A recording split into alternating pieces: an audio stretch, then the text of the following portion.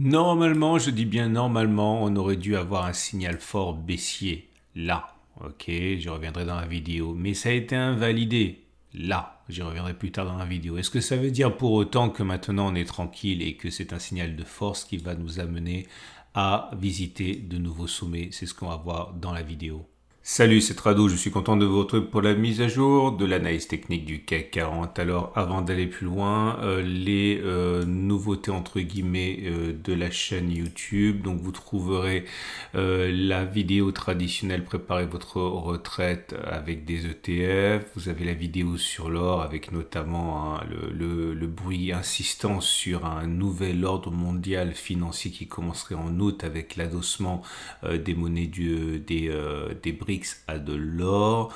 Bon, rumeur ou pas, en tout cas, on en parle un petit peu. Et puis, plein de vidéos actions dans l'analyse dédiée que vous retrouverez également sur la chaîne. Alors, le CAC 40, une fois de plus, a acté plusieurs choses. La présence d'une résistance ici, pour l'instant, infranchissable 74,30, 73,86, doublé d'une oblique descendante ici, qui fait également résistance. Évidemment, hein, tous les analystes techniques les voient et l'analyse technique, ça fonctionne beaucoup avec les prophéties auto-réalisées. Donc, plus c'est vu, plus ça fonctionne. Ça veut pas dire que ça va pas casser, mais en tout cas, il est normal qu'on ait des réactions dessus. Les deux bougies qui viennent de se former ne sont pas forcément rassurantes en dépit de la couleur verte. La longueur des mèches hautes montre bien que les plus hauts sont vendus. Vous voyez, on termine plutôt dans la moitié de la bougie.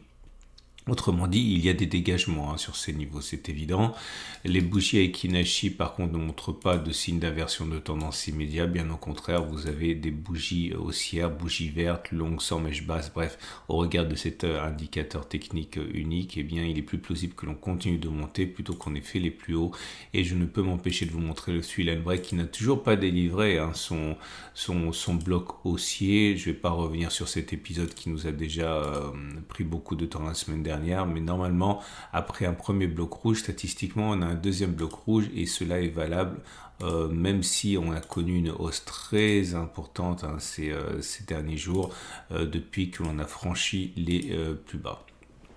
Je vous rappelle également au niveau des éléments techniques que vous avez la moelle mobile à cette période qui est haussière, baissière, là, recommence à devenir haussière. De toute manière, je vous ai dit la semaine dernière, et je le répète, quand on est dans un trading range comme ça, vous avez des éléments qui sont extrêmement trompeurs, et en particulier beaucoup de faux signaux de la part des moyennes mobiles courtes qui ne peuvent trouver de direction en ce sens ici.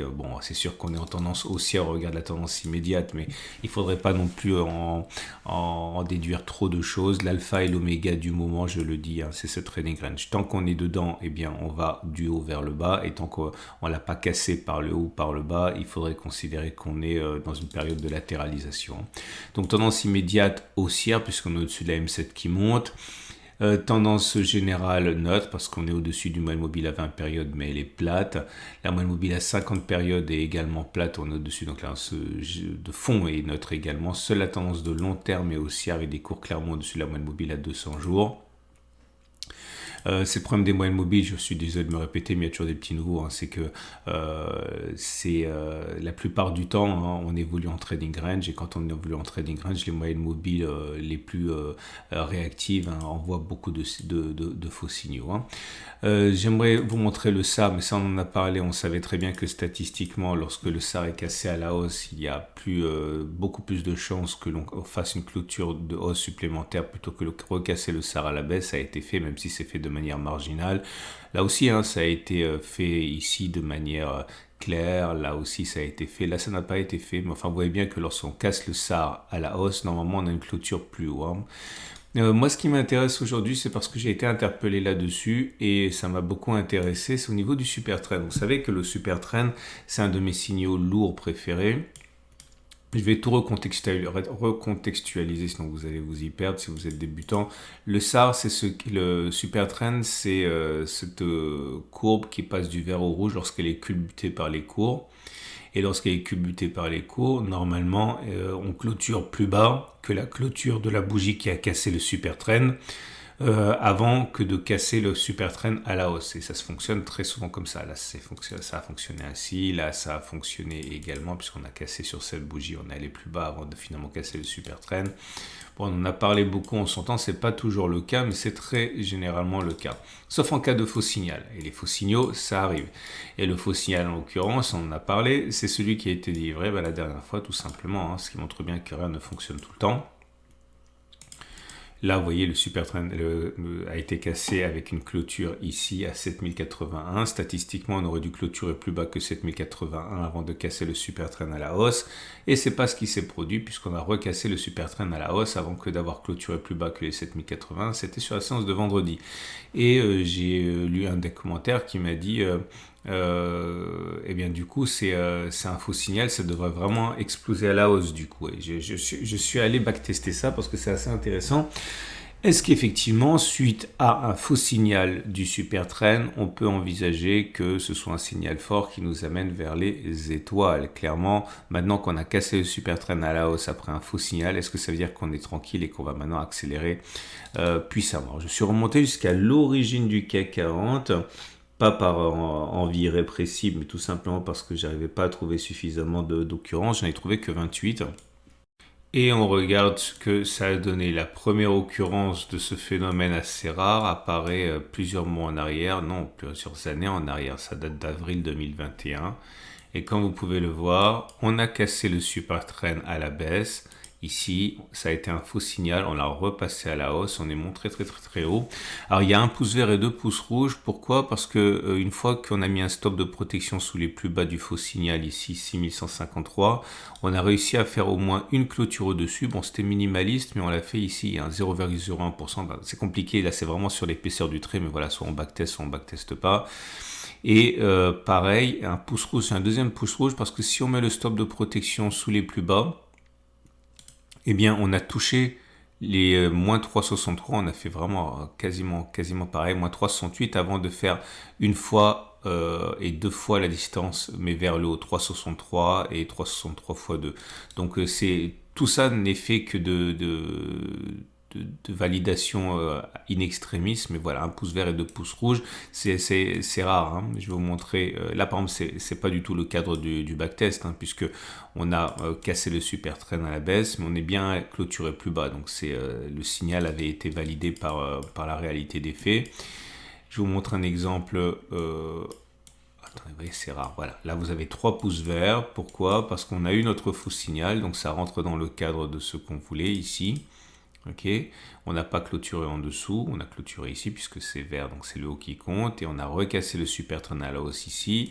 Et si on met le stop de protection sous les plus bas du faux signal qui était à moins 4,23, on voit qu'on a fait beaucoup plus. On a fait, bon, je sais pas, 10, 15, 20%, c'est pas important, mais on a fait au moins une fois la distance au stop de protection, deux fois la distance au stop de protection.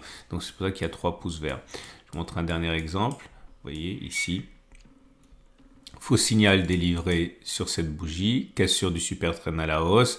Et si on met un stop de protection sous les plus bas du faux signal, ici à moins 5,31, on a fait beaucoup plus à la hausse. On a fait, voilà, par exemple ici 15%. Donc une clôture plus haut, une fois la distance au stop de protection, deux fois la distance au stop de protection. Et là, vous avez un phénomène inverse. On est tombé comme une masse après un double faux signal. Donc le signal a été donné ici. Ok, non, je dis des bêtises. Oui, c'est ici. Alors, qu'est-ce que j'ai dit? Je ne sais pas pourquoi j'ai mis que c'était un pouce rouge, c'est un pouce vert ici. On a fait au moins un plus haut. Ok. C'est pour ça qu'il faut regarder avec moi attentivement parce qu'il m'arrive de me tromper involontairement et vous devez être capable de voir qu'il y a une erreur. Donc oui, on est allé plus haut. Ok, on a fait, mais on n'a pas fait plus 5,28 et encore moins 5,28 x 2. On est venu déclencher le stop de protection sur cette bougie-ci. Ok, donc je fais défiler, ça va être long parce que je suis remonté jusqu'aux origines du CAC 40, mais je suis obligé de vous montrer. Si vous voulez vérifier ce que je dis, vous pouvez backtester vous-même, vous pouvez mettre au ralenti ce que je vous propose, mais c'est important parce que je ne suis pas infaillible et je ne voudrais pas vous penser que vous pensiez que je le suis, et de toute manière, tout ce que je donne n'a aucune validité scientifique, c'est donné à titre de partage méthodologique, à titre indicatif, et ce ne seront jamais des conseils. Mon travail consiste à vous aider à fabriquer une stratégie. Voilà, c'est terminé et voilà le résultat définitif. À partir du moment où on a eu un faux signal ici, ok, vous voyez qu'on n'a pas clôturé en dessous, on est passé mais on n'a pas clôturé en dessous. Est-il plausible que l'on ait une bougie de hausse par rapport au 7374,50 en clôture? Alors la réponse est oui. La réponse est oui, et je dirais même que c'est encore meilleur que ce que j'avais marqué, puisque je n'avais oublié une. Donc ça a fonctionné comme ça 26 fois, ça a échoué 2 fois seulement. Ça veut dire qu'en termes de statistiques, on en est à 93% de chance. 93% de chance pour que l'on clôture plus haut que 7313. Attention, 93%, ça ne veut pas dire que ça fonctionne tout le temps. Ça veut dire simplement que ça a de fortes chances de se passer et que sur 100 occurrences, eh bien, ça fonctionne. Depuis l'origine du CAC 40, ça a fonctionné comme ça. Hein. Donc, est-ce qu'on peut gagner de l'argent? Là, par contre, il faut faire les choses différemment. Comme vous pouvez le voir, si on compte le nombre de fois où on a fait la distance mais vers le haut, donc clairement si l'objectif est de faire 4,36 vers le haut, ça a fonctionné comme ça 13 fois, ça a échoué 15 fois, autrement dit, uniquement dans 46% des cas. Ok, donc allez faire, j'ai dit moins 3, moins 4,36 vers le haut, ici. Ça fonctionne moins souvent que ça n'échoue.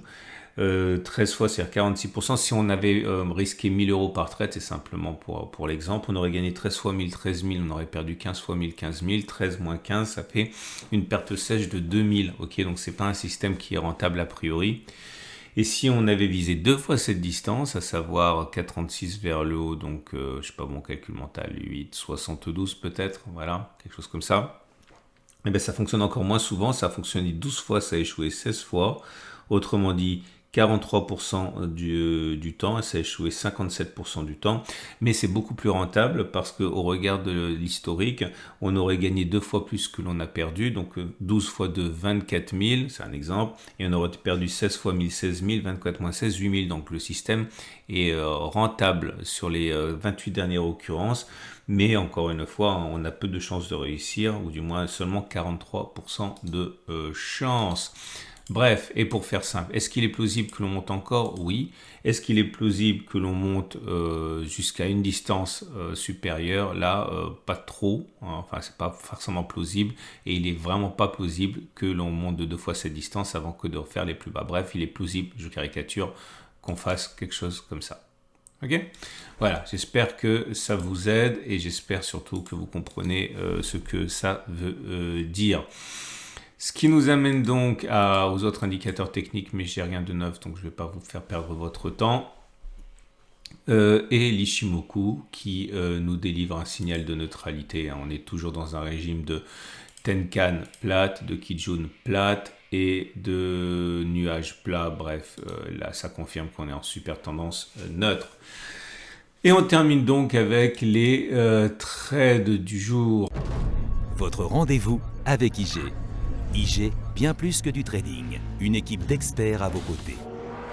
Alors, que peut-on trader? Vous l'avez compris, hein. Si vous êtes haussier, je pense pas, bon, vous pouvez le faire, hein, mais vous avez bien compris que vous avez moins de chances, ok, d'atteindre votre objectif que de ne pas l'atteindre. Mais l'intérêt, c'est d'être gourmand et de gagner beaucoup. Donc 4,37 vers le haut, donc 8 et quelques. Si vous voulez spéculer à la baisse, vous avez un bon point d'entrée de trade, on va dire contre-tendance ici. Hein. Donc si vous visez un retour sur les précédents plus bas ici, vous auriez un ratio gain-risque. Si vous visez donc, je l'ai dit, hein, les précédents plus bas c'est à peu près à 4, vous mettez un stop de protection au-dessus des plus hauts à 3,8, vous avez un ratio gain-risque tout juste supérieur à 1. Maintenant, vous pouvez faire ce que moi je suis en train de faire, savoir construire une position. J'ai rentré une position, c'était à 7346, situation donc position qui est légèrement perdante pour l'instant, mais j'ai rentré qu'un demi-risque. Je rentrerai mon deuxième demi-risque dans la zone jaune. Et donc l'idée, vous l'avez compris, c'est que sur cette position, j'ai un ratio gain-risque de 1 pour 1 à peu près. Mais par contre, si j'ai raison et si je rentre ma deuxième position, par exemple ici, vous voyez que le ratio gain-risque, il est bien meilleur avec un ratio gain-risque qui est supérieur à 3 pour 1. Ok, voilà, j'invite à regarder toutes les vidéos que j'ai mises, y compris la vidéo action, parce que ça a rencontré quand même une demande assez forte, hein, mes analyses de la situation de moyen terme sur les actions. Et je vous dis à tout de suite et à demain pour l'analyse, la préparation de la semaine de trading et également Bitcoin qui se réveille et peut-être que vous voulez en mettre un petit peu pour diversifier vos avoirs. Voilà. À tout de suite pour d'autres vidéos.